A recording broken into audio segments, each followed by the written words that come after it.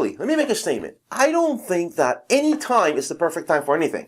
The only thing that is important is the time when you actually take consciousness and take action on something. Now, having said that, maybe this is the perfect time. Listen, my name is Ruben. I want to share something with you. The Email Marketing Masterclass. Why is this important, and why is this something that you need to consider absolutely as something vital and serious for your business? It happened to me some years ago where I had to communicate with a group of people. 20 years ago, we don't have the automation tools that we have today, so everything was manual. You know, we had the Yahoo mails and AOL mails, for those of you who remember that. It was dial-up, and in order to be able to communicate with people, we had to do it, and we had to stay on it. In today's world, that is a lot harder to do because of all the different distractions that we have. So we need to automate the conversational process. We need to automate our conversations with our clients or with our prospects.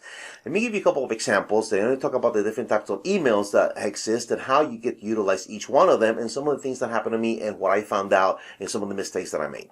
First of all, let's talk about why you need to automate the processes. In today's world, we have a lot of distractions. Let me give you an example. Let's say that we meet on a Saturday evening, and I say to you, awesome, I'll get back to you on a Monday. And Monday comes, things happen, we get distracted, and we don't get back to that client or that prospect.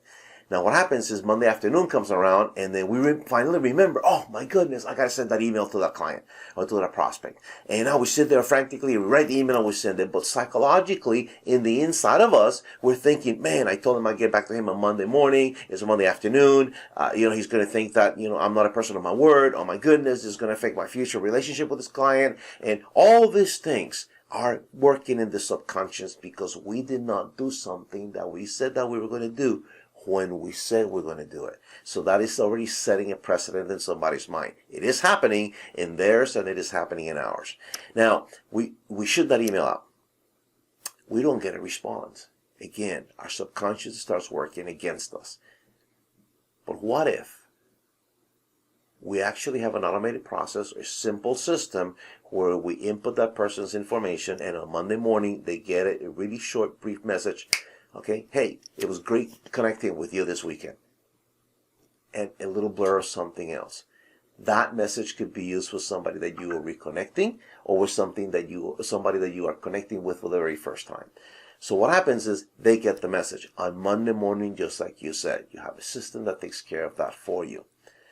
We know statistically that over 40% of the people do not follow up past the first contact. Yet, over 80%, it's a higher percent than that, of sales occur after the fifth contact, and most of them on the seventh and eighth. The rule of 7, which was something that Hollywood came up with, they did all the studies, they spend all the money, all we could take advantage of is understand that unless there is at least 7 contacts with a prospect, you do not create an affinity, and it is likely that you are not going to have a sale. So we need to have these points of contact. Now, having said that, let me talk to you about the different types of emails. Okay, you have the indoctrination email series. Those are usually 3 to 4 emails. Remember that our transaction is perhaps starting in a digital world. Perhaps they're coming into a website of yours or a landing page or a sales funnel of yours, and they're downloading something of perceived value. Now, I want you to caution you right here. There's a transaction taking place. You are giving something of value, and you're getting something of value in return. Now, let me warn you here. Most people read their emails on their phones now. So, if they're grabbing their phone in their bedroom, they're reading your email, they're letting you into their intimate world.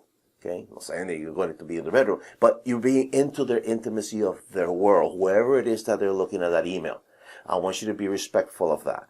But an exchange of values is taking place. They're getting your value, whatever you're giving them of value, whether it's a report, a downloadable, whatever it is that they're getting from you, not this, subscribe to my newsletter, give them something of value so that you get that which they consider valuable, which is their name and their email address. So you have that exchange of values. Now, this is happening in the digital world. Now, one of the things that you want to do is bring humanity back into the transaction. So that's why it's called the Indoctrination Email Series. Now, years ago, I learned this because I wanted to grow a business, and I was able to grow it to considerable numbers, considerable numbers, 7 figures annually. But the way we did this was because we were able to bring humanity into the digital transaction. Those emails, you're going to include pictures of your family. You're going to introduce yourself. That's the indoctrination. You're indoctrinating them on who you are. You're bringing in humanity into the digital transaction. Now, as an Infusionsoft certified partner, it would cost me $2,500 the first time that I did it, and then it was renewable annually. We did this. We instructed our clients on creating these types of emails. Then when I became a digital marketing partner there, that was another $5,000 to learn how to not only have the indoctrination email series you set up, the engagement email series, which is the second one. The third one is going to be your segmentation emails, where you get to segment people that actually open, that don't open, that click, and that buy, and you get to segment it into different lists. And I'm going to show you how we use that in just a second. And then the Ascension email series is where we start ascending people to different products. Now, and the engagement is when they open, the open rates and the clicks on links and so forth. But the segmentation email series, let me give you an example of that. That is where, let's say that you happen to be an insurance salesman and you're selling insurances for car, boat, and motorcycle. And this is a very good example. And the person starts clicking on the motorcycle. What had that client just told you with this click? He communicated with you. You communicated an offer or something that you have to value for them or value to them, and they clicked and they said, this is what I want more information on. So they automatically click on that. That internally in our systems actually, or your email marketing systems, immediately sends them into a different group of people, the group of people that are actually interested in knowing more about motorcycle insurance, and they start receiving primarily motorcycle insurance information, even though your footer may still have home and auto and everything else, but the primary focus is motorcycle. Okay, so he just segmented himself, and he gets removed from all the other email series, campaigns, or series of emails that you may have. So that is where we have the engagement, the segmentation. You get to nurture your clients. In total, there's 4 different types of email series. Like I mentioned, the indoctrination, you have the engagement, the segmentation, and the ascension. And within those, there's a total of 28 different email campaigns that you can send. Anyhow, I want to give you, or you have access here to this masterclass. We're going to give you all this different information of all the different campaigns and the different emails and how you're going to set it up, how you're going to be able to have,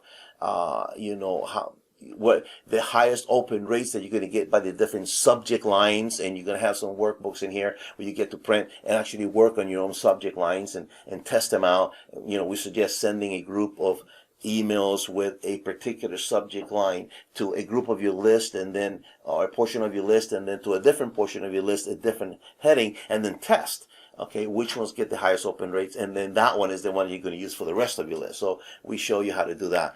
And of course, building a list is really important, because today there's 3 types of traffic: the traffic that you own, the traffic that you control, and the traffic that you don't. Whatever's in social media is not yours. You don't own it, you don't control it. They're there whenever they are. But if you're able to put some money and get some of those people to come into your own list. Now, you own it and you control that traffic. You get to control when you communicate with them. You get to control what the actions are that they have against whatever the communication is that you're having with them. So anyhow, that is what this email masterclass is all about. You have access to it right here. And I just want to wish you the best. We spend a lot of time, energy, and money for the last 20 years doing this, working with servers, working with large clients, huge email lists, million people, contact records and on email lists, and segmenting them. And there's a lot of things that we did wrong, and a lot of things that we learned in the process. And I want to give you some of the best practices in this email masterclass. So I want to welcome you to it. My name is Ruben, and I wish you the best.